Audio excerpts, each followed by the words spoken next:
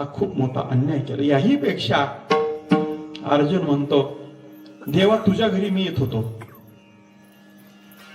आणि तुझ्या घरी म्हणजे देव कुठं, द्वारकेत अर्जुन जायचा.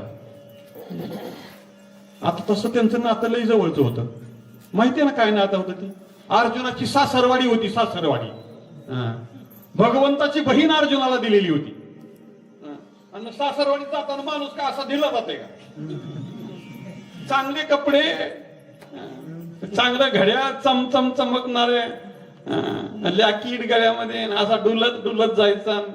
गेल्याबरोबर भगवंतानी अर्जुनाला आल्याबरोबर सत्कार करायचा, पाय धुवायचे, पूजा करायची अर्जुनाची. आसनावर बसवायचं, चांगल्या प्रकारचा आहेर करायचा. आणि असं केल्यावर मग देवा तू आमचा एवढा सत्कार केला, आम्ही तुझ्यावरच रुसायचं? एवढा मोठा मान देऊन बी आमचं इथं आल्यावर तुम्ही असा अपमान करताव का? असले कपडे लावताव का आम्ही? तुम्ही असले कपडे दिलेत आम्हाला? ज्ञानेश्वरीत भारी लिहिले ज्ञानोबारांनी, 11वा अध्याय काढून बघा, एक दोन ओव्या ठेवून जातो. ज्ञानोबारा कसं बोलतात बघा.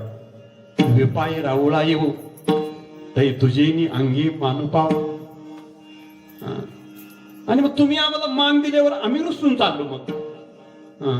आणि बरीच माणसं सासऱ्यावरच रुसत असते का?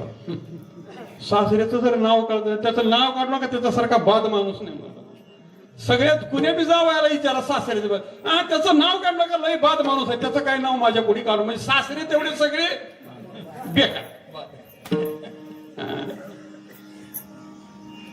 अर्जुन म्हणतो देवा असा अपमान केला की तुझा मी? न मानेशी तरी जावं रुसवणीस लगी. आणि मग मी रुसून जायचं कुठं?